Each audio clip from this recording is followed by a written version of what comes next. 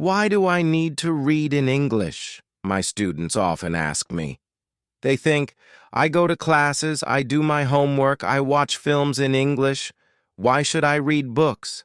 Actually, reading is the best way to improve your English. I will tell you why. First, reading is very important. Not only did 1 in 4 people go to university in the past, but now more people go to university. All jobs require more reading and writing than years ago. This is true for everyone. It doesn't matter if you're an office worker or a mechanic. Second, reading will improve your speaking, writing, vocabulary, and grammar better than any other way. It won't improve your listening directly, but it will improve your vocabulary. When you have a better English vocabulary, you can listen more easily and improve your listening that way.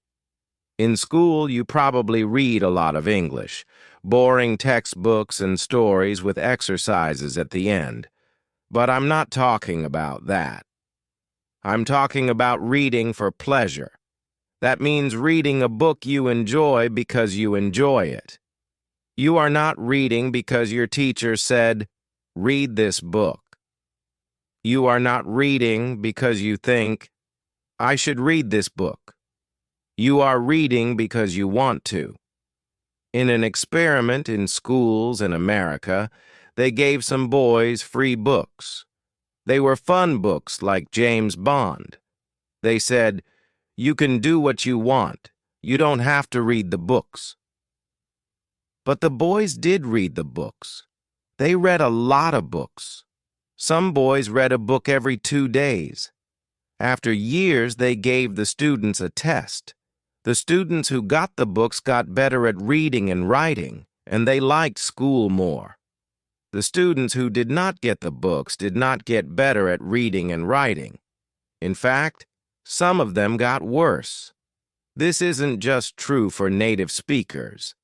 They also did an experiment on students learning English in the Fiji Islands. They tested 3 ways to teach. The first way was normal English teaching, with grammar classes, exercises, and so on. The second way was reading in silence. The students read books in class. The third way was reading together. The teacher read books to the students. After 1 year, the 2 ways with reading were the best. They were much better than the students who did normal English classes. They did the experiment again, this time in Singapore. There, the students who read in silence did very well. They did the best in grammar tests.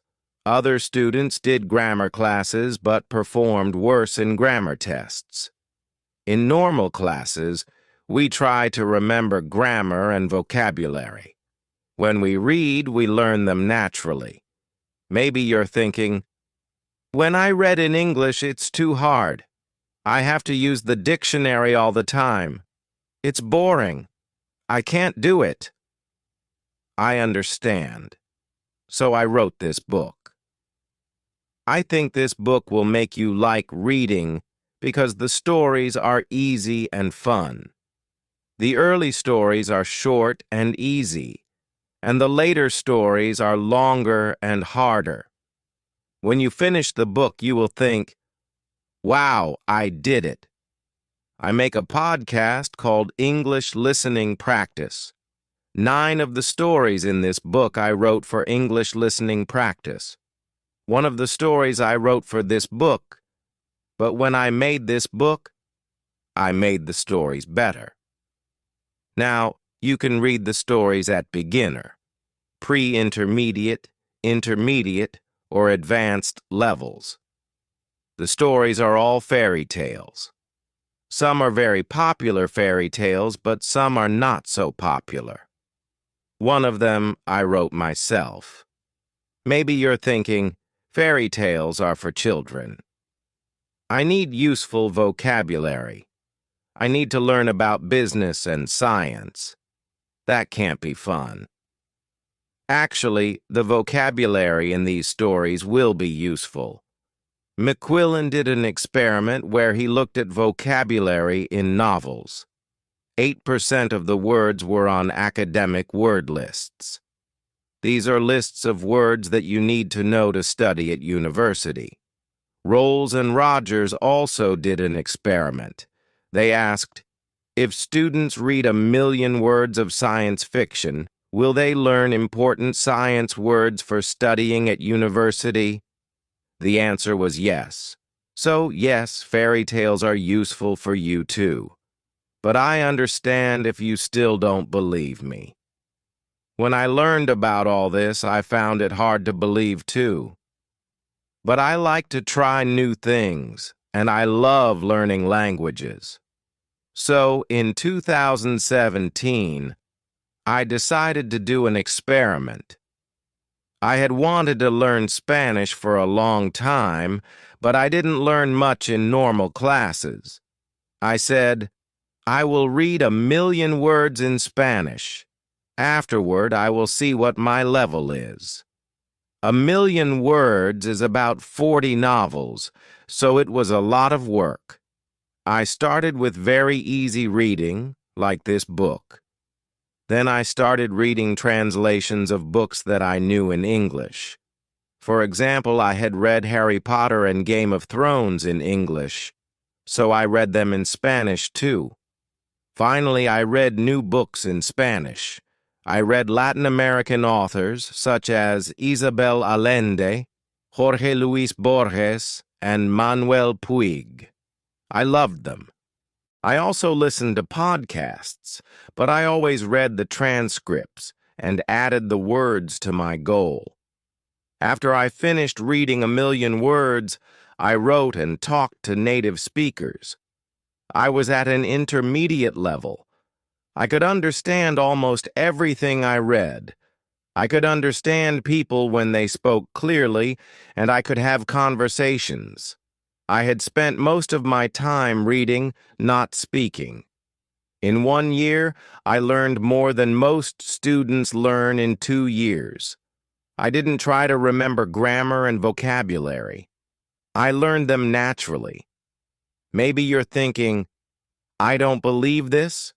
Or maybe you're thinking, wow, I'm going to read for hours every day. But I have to say something very important. You must read books that are easy and fun. If a book is too difficult or too boring, put it down and find another one. Stephen Krashen, an expert in language teaching, says only read things in English that are fun and interesting. Read things that are really easy, that you wouldn't read in your native language because they are too easy. So you can read comics, magazines, detective stories, romance stories, and so on. Don't feel bad about reading translations. If you read very easy books, when you see a word you don't know, you will understand the meaning easily. You won't have to use a dictionary. So what is easy? Experiments show that you should understand at least 98% of the words in the text. 98%. That's so high, I know. But let me show you an example. Here's a text where 50% of the words are not real words, so you should understand 50% of the words. Jerry fled out of bed and opened the curtains. He blamed to himself as he made breakfast. He made coffee and put butter on his puffer. Someone called his phone and he picked it up. He was very surprised by who was tingling, so his inky fell on the floor. Is that easy to understand? Could you read a whole book of that? Here is the same text, but only 2% of the words are not real, so you should understand 98% of the words. Jerry jumped out of bed and opened the curtains. He sang to himself as he made breakfast. He made coffee and put butter on his toast. Someone called his phone and he picked it up. He was very surprised by who was calling, so his inky fell on the floor. How was that? You probably didn't understand everything, but it was more fun to read than the first text. That's why reading for pleasure is so great. Maybe you don't understand everything, but you understand enough to follow the story and you don't have to pick up a dictionary. So if you find that this book is too hard, read something easier. If you find it boring, read something more fun. I know that not everyone likes my writing, and that's okay. Find a book that is good for you. When we have fun, we learn much more. Because I want this book to be fun, it has no exercises in it. I thought about adding them after each story, but I don't think it's a good way to spend your time. Instead, you should read more. Read for pleasure. If you finish this book, you can try the level above. Because you already read the stories, you will know them well, and it will be easier to understand. But maybe when you finish this book, you will love stories. I hope so. If you do want to read more, you can listen to my podcast, English Listening Practice. I write a new story every week with audio and text, and there are over 100 episodes for you to listen to. We can improve our English with such beautiful stories. Let's listen to this story. This will improve your English speaking skills unprecedentedly. Do you want to improve your English? Do you want to speak English more fluently? You see, the English language changed my life. I was born in Hong Kong, so English is not my first language. My first language is actually Cantonese. My second language is Mandarin because my mother is from Taiwan. And my third language is English. So when I first immigrated to North America, I couldn't speak a word of English. English. And I know some of my fans have said that you're tuning into my videos because you want to learn how to speak the English language. I find that that's kind of interesting. So today, I want to share with you 5 steps to improve your English fluency. 5 things that I did to learn the English language. Step number 1 to improve your English fluency is actually very simple. Don't give a damn. That's right, don't give a damn. Speak whenever, wherever, however. It doesn't matter if you speak with an accent. I still speak with an accent and I talk to tens of millions of people every single month. It doesn't matter. Forget how people will judge you. Forget how people will think of you. All this stuff doesn't matter. Just speak as much as you can. If they don't understand you, say it again. If they still don't understand you, say it again. Just keep saying it. I remember because I spoke with such a thick accent. I sounded like Jackie Chan. I can still speak with some Chinese accent like, hey, yeah, this and that kind of stuff. But you just speak. You just speak as much as you can because that's how you get comfortable. You would not guess if you're always thinking about, oh, to understand a culture, to understand philosophies, you need to understand the language. So, when I learned the English language, I also learned a lot of other things about the culture, about business. Of course, that's what I do. So language is not just something that you use to communicate. Language is also something that you can train your mind with. So, understand that. Step 4. Immersion. You have to immerse yourself. When I was learning the English language, what I did was listen to music every single day. I would listen to English music, English songs, and try to sing along and just learn it. It was very, very difficult. I was listening to rap music, which was way too difficult. I gave that up. But I was watching English movies without subtitles, and I would listen. At first, I wouldn't understand. I would understand maybe 5% of it, right? And then I would understand, I think, oh, that's what she means. And 10%, 20%. As my English improved, I noticed I would understand the movie more and more.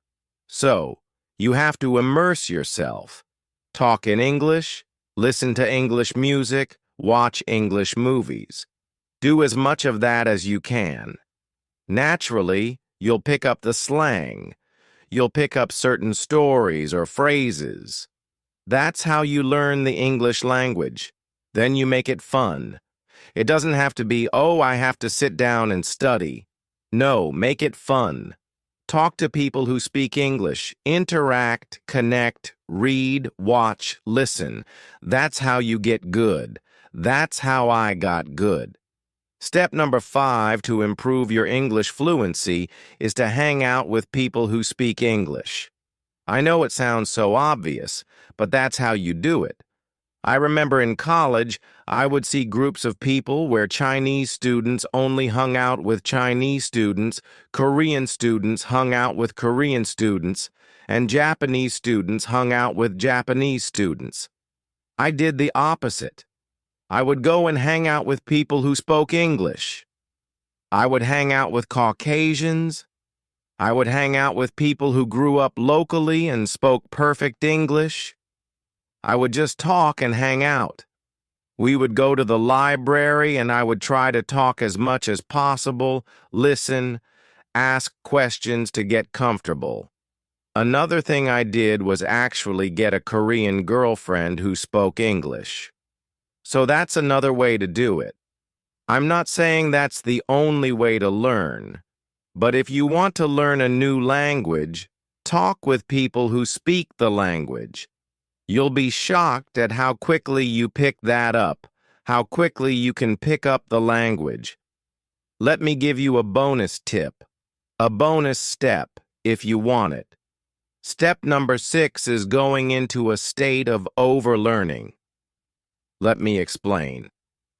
If you are thinking about, let's say, learning a language, let's say you're here and you want to get to this level. The fastest way to get to this level is to actually go into a state of overlearning. Let's take an exercise example. If you want to have a stronger bicep, let's say you're only doing your curls with a hypothetical weight of 20 pounds. That's the amount of strength you have. If you want to make that 20 pounds easier to lift, guess what? Train with 25 pounds or 30 pounds. That's over-preparation, over-learning. That's what I mean. You want to stay in over-learning. So what I did, because I'm in business, not only learning the English language, but also learning how to sell, how to close deals, how to do marketing, was not only for day-to-day communication, but also for something with higher stakes, where there was money involved. That's how I became a fluent English speaker. Now, I'm sure that you have had moments in your learning where you have felt like you progressed very quickly. It comes easily. You're motivated. It's fun. But at some point, you hit a wall and you feel like you'll never speak fluently, confidently, and naturally. You are not alone. This feeling of being stuck is often called the intermediate plateau, and I've been there. It can be a comfortable place. You can speak and understand in many situations, but for most of us it's not enough. We want to enjoy the language as freely as we do our mother tongue. As a native, I've never had the experience of learning English as a second language, so I want to bring you an expert who has successfully done it here at Real Life English. If you listen to our podcast, chances are you have already heard me on there. But today, I'm here to tell a little bit of my story and how I went from speaking zero English to the level of English I have today. I'm just like you. I'm an English learner myself, and I had to learn English from scratch in my country here in Brazil. I've never been abroad, so I'm going to tell you how I did it, and hopefully that's going to give you some ideas and inspiration for your English journey. But before we get started, make sure you hit that subscribe button and the bell down below, because every week we put out videos to help you speak English with confidence and naturally. So now, let's get started. My story with English began when I was 15 years old. As I told you, I come from Brazil, and at that time, I knew zero English. I couldn't speak anything. I couldn't read. I couldn't write. But at 15, something magical kind of happened because I started to have this desire to become bilingual. I don't know exactly why that was, but the idea of using two languages to communicate and express myself was very attractive to me. I remember also that I looked around me. I saw my family, my friends, my social circle, and I realized that no one knew English. So I started to associate the idea of knowing English with having a better life or having more opportunities. I took an English course, and it was really helpful because I talked to him, and he was kind enough to lend me his old course books. Every semester, his school would change the books, so the books that he wouldn't use anymore, he would lend them to me. That's how I started. I began by studying with old course books from my friend and a grammar book that he had lent me. I was studying by myself with those old books, and I remember that I was really fascinated. English was always interesting to me. I always loved the language, but I was then actively studying it. I was reading stuff in English, copying stuff from the book that I saw, and I was already very excited because I was using another language to write, communicate, or express myself. My speaking was really bad at that time. I couldn't speak yet, even though I grew up kind of watching movies with my parents in English and listening to music in English as well. I didn't have my speaking skills developed yet. I remember that I would try to read stuff out loud from the books I was studying with, and it was a disaster. The words wouldn't flow. I had no idea how to pronounce certain words. For example, loud was really bad and frustrating.